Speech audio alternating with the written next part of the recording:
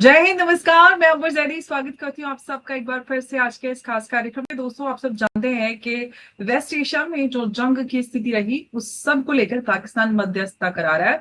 और उस मध्यस्थता के लिए जो सपोजिटली इस्लामाबाद अकॉर्ड हो रहा है, वहां पर ना तो यूएस पहुंच रहा है और ना ही ईरान, क्योंकि ईरान ने दो ऐसी प्रिकंडीशंस रखी हैं जो कि अमेरिका के लिए पूरी करना नेक्स्ट टू इम्पॉसिबल है।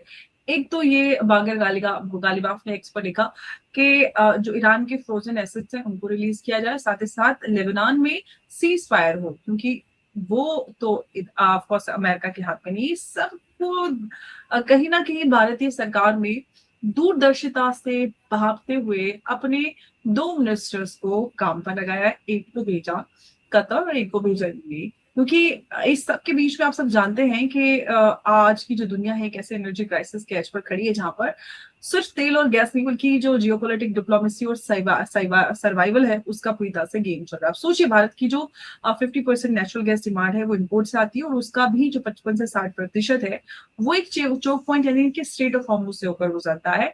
और अब वही जो चोक पॉइंट है वो टेंशन और नेवल रिस्क और जो डिस्ट्रप्शन है उसके बीच में फंसा हुआ है। कतर, हम जानते हैं कि जो भारत का सबसे बड़ा एलएनजी सप्लायर है, 40 से ज्यादा जो प्रतिशत सप्लाई है वो वहीं से आती है और उसकी शिपमेंट ऑलरेडी पूरी तरह से आप जानते हैं कि इम्पैक्ट हो चुकी है। इसी बीच रशिया जो है उसकी तरफ से भी एक बोल्ड मूव लिया गया है और सैंक्शन जो एलएनजी 40% डिस्काउंट के साथ एशिया को ऑफर कर रहा है। अब सवाल ये है कि ये जो अपॉर्चुनिटी है, क्या ये एक जियोपॉलिटिकल ट्रैप है या फिर जो आने वाली बड़ी समस्या है उसको देखते हुए हम इसको भारत की एक डिप्लोमेटिकल विन की तरह देखें। तो इसी क्रिटिकल मोमेंट पर भारत के, हम सब जानते हैं कि जो एक्सटर्नल अफेयर्स मिनिस्टर हैं और पेट्रोलियम मिनिस्टर दोनों गल्फ में है, यूएई और कतर एनर्जी डिप्लोमेसी के दौर में है।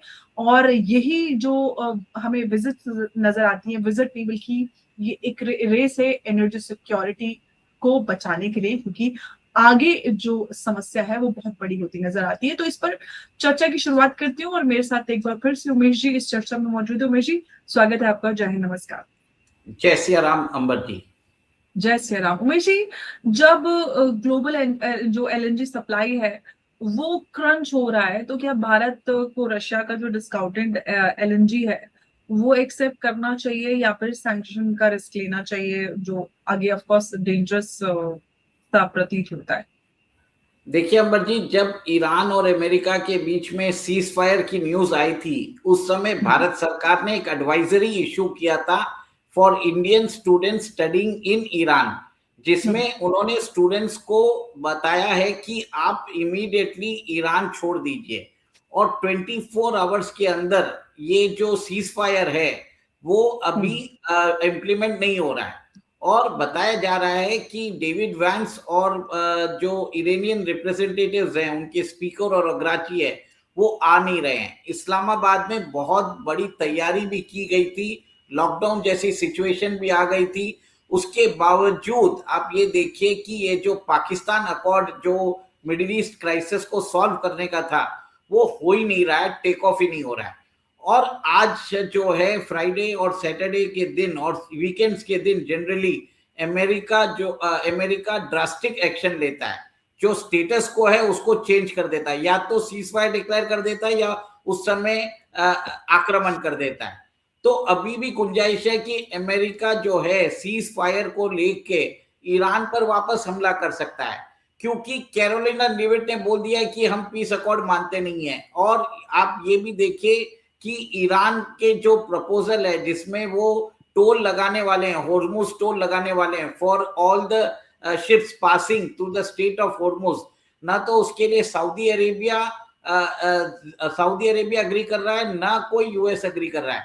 अंबर जी, इसी को भांपते हुए भारत के जो मोदी सरकार के दो सिपहसालार हैं, एक तो हमारे external affairs minister S Jaishankar ji वो यूएई जा रहे हैं और हमारे जो पेट्रोलियम मिनिस्टर हैं हरदीप सिंह पुरी वो कतर जा रहे हैं।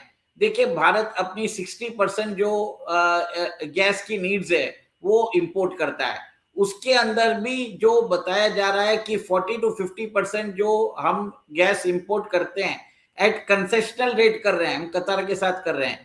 अब कतार का क्या हुआ कि उनकी जो कतर एनर्जी की जो गैस रिफाइनरी है वहां पर ईरान ने अटैक कर दिया था, जिसके कारण कतर ने अपना भी प्रोडक्शन बंद करके रखा है और कतर ये बोल रहा है कि इस पूरी सप्लाई चालू होने में कम से कम 2 से 3 साल लग सकते हैं। बट खुशकिस्मती की बात है कि जिस टर्मिनल से भारत को सप्लाई हो रहा था गैस, उसको नुकसान नहीं पहुंचा है।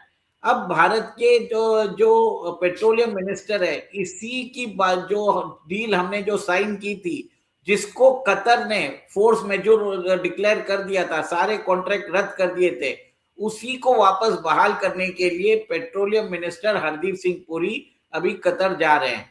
और उसके अलावा जो हमारे एक्सटर्नल अफेयर्स मिनिस्टर हैं, वो जा रहे हैं यूएई।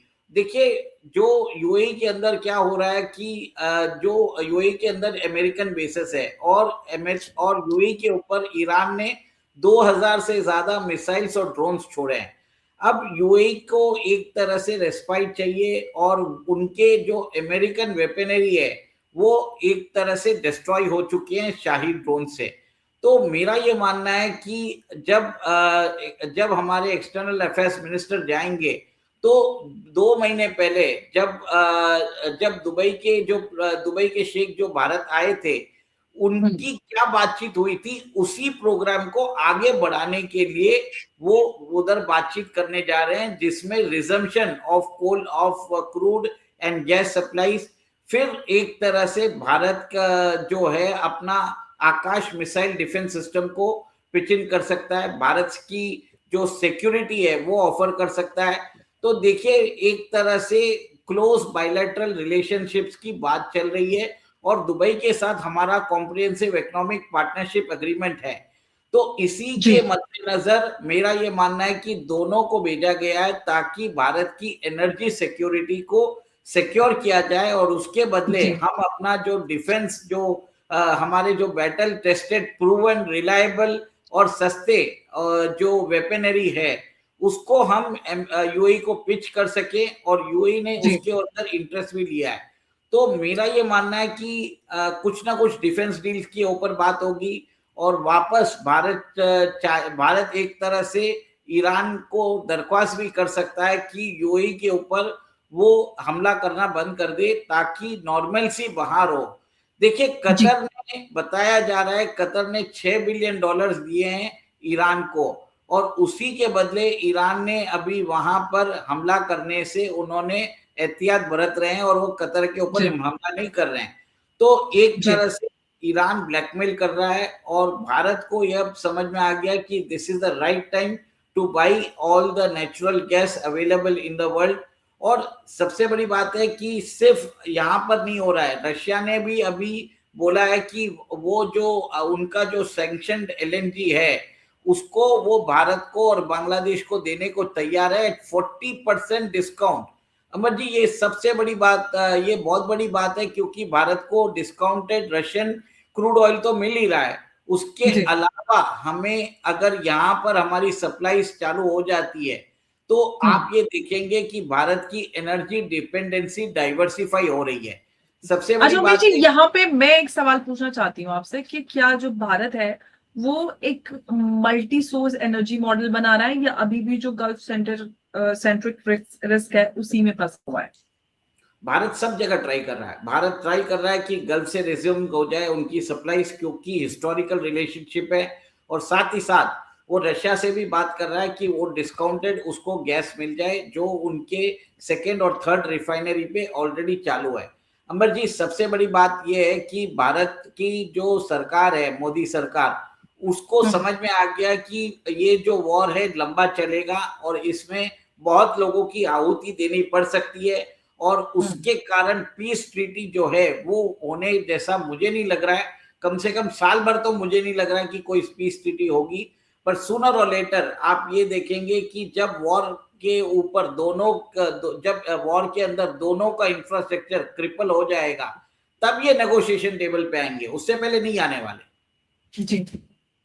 अच्छा उमेश जी, एक बार बताइए कि क्या अभी यहाँ से जिस तरह से भारत जिस दिशा में जाता हुआ नजर आ रहा है, तो क्या हम एनर्जी डिप्लोमेसी या फिर एनर्जी डिपेंडेंसी की तरफ जा रहे हैं? किस डायरेक्शन में आपको लगता है भारत जाता है? देखिए, भारत अपना फर्स्ट जो है डाइवर्सिफाई ऑफ एनर्जी सप्लाई कर रहा है। सेकेंड, हमारा डिफेंस एक्सपोर्ट्स को पिच कर रहा है। Bharat is aiming to be the net security provider in the Middle East. Strong, reliable, और भारत की फोर्स अगर रहती है तो वो डिफरेंस जैसा काम करता है। सबको मालूम है कि भारत की फोर्सेस जो है अपनी जान लगा देगी इसके लिए। दिस इज द रीजन, मेरा ये मानना है कि ये जो मोदी सरकार अभी कर रही है डाइवर्सिफाई सप्लाईज करके और भी ज्यादा ऑप्शन देके, और साथ में अब 40% अगर रशिया से हमें तेल और ऑयल दोनों ही मिलना चालू हो जाता है डिस्काउंट पे, हमारी इकोनॉमी के लिए बहुत बढ़िया रहेगा। इनफैक्ट मेरा ये मानना है कि ये मोदी सरकार का मास्टर स्ट्रोक है। डिप्लोमेसी से डिप्लोमेसी भी हो रही है, और साथ में आप वहां पर अपना इकोनॉमिक क्लाउड बढ़ा रहे हो। आप वहां पर अपने डिफेंस रिक्वायरमेंट्स है वो पिचिंग कर रहे हो। ये बहुत बड़ा एक तरह से स्ट्रेटेजिक बहुत अद्भुत मूव है, मेरा मानना है। बिल्कुल। अब उमेश जी, हम थोड़ा सा रशिया को लेकर भी बात करते हैं। रशिया का जो 40% डिस्काउंट दिया जा रहा है, क्या ये इकोनॉमिक रिलीफ देखा जाए, या फिर हम ये कहें कि एक जियोपॉलिटिकल लेवरेज का एक साइलेंट वेपन? देखिए, रशिया की जो 2 नई रिफाइनरी है उसको ऑलरेडी अमेरिका ने सैंक्शन करके रखा है, और रशिया के सकलेन ऑयल फील्ड में ओएनजीसी का स्टेक भी है। भारत ने अपनी एनर्जी डाइवर्सिफिकेशन के लिए रशिया को मदद की है टाइम एंड अगेन, जब भी जरूरत होती है। Amar ji, this is a very important step, because Russia हमारा हमेशा रिलायबल पार्टनर है। उसने ये भी बोल दिया है कि मैं आपके ये जो गैस है आपके टर्मिनल तक पहुंचाने की जिम्मेदारी मेरी। मुझे मालूम है कैसे अमेरिकन और यूके के शिप्स को हम चकमा दे के काम चालू कर सकते हैं। भारत ने एक तरह से अभी इंडोनेशिया से सीख चुका है, जिसमें जो भारत अभी समझ चुका है कि वो रशिया के अंदर वो जो सकलेन ऑयल फील्ड है वहां पर भी हमारी जो ऑयल फील्ड है, ऑयल फर्म है, ओएनजीसी का स्टेक है। और ये एक तरह से भारत को इनवाइट किया जा रहा है कि वो रशिया के एनर्जी सेक्टर में भी इन्वेस्ट करे। ये एक तरह से भारत का जो कैपिटल है उसको वो बुला भी रहा है। और भारत को एक, आपको ये भी ध्यान होगा, 2-3 महीने पहले रशिया ने आर्टिक के एक्सप्लोरेशन के लिए भारत को इनवाइट किया है। इनफैक्ट आर्टिक के अंदर जो शिप ब्रेकर्स है, आइस शिप ब्रेकर्स, वो भी रशिया ने भारत को कॉन्ट्रैक्ट दिया है। तो ये बहुत बड़ा एक सामरिक साझेदारी है, एक कूटनीतिक पहल है, जिसमें भारत एक तरह से बायर नहीं, इन्वेस्टर कम बायर दोनों बन के उभर रहा है। और रशिया की जो 40% एलएनजी डिस्काउंट अगर हमें मिलता है, इससे हमारा क्रूड बिल कम होगा, हमारा जो इन्फ्लेशन है वो घर पे काबू में रहेगा, और सरकार जो है इसका बेनिफिट, जो बोझ है वो अब्सॉर्ब करेगी। और ये बहुत अच्छा मूव है, ये मेरा मानना है। अच्छा, कतर की बात करती हूँ उमेश जी। कतर पर जो डिपेंडेंसी है वो ऑलरेडी हमें डिसरप्टेड, और हमें पता ही है कि जो कतर गैस और ये सब उसका हालात है। क्या जो ये कतर के ऊपर निर्भरता है, क्या ये भारत के लिए एक स्ट्रेटेजिक वल्नरेबिलिटी बन चुकी है? देखिए, कतर से हमें डिस्काउंटेड गैस मिलता था। अभी वो जो गैस सप्लाई है बंद हो चुका है, 60% हो रहा है, और उसमें भी स्ट्रेट ऑफ हॉर्मुज से पास होना है, और वहां पर भी ईरान ने चोक करके रखा है। अभी सिचुएशन आगे जाके सुधरने जैसी लग रही है। इसके लिए हरदीप सिंह पुरी उधर जा रहे हैं, और वो वहां पर कतर से डील करने के लिए गए हैं, ताकि कैसे सप्लाई का रिजम्पशन हो, अगर कोई नया दाम हो उसको फिक्स किया जाए। इमीडिएटली जो है भारत सरकार जो चाहती है कि रिजम्पशन ऑफ सप्लाई चालू हो जाए, जिससे दोनों देशों को बेनिफिट हो।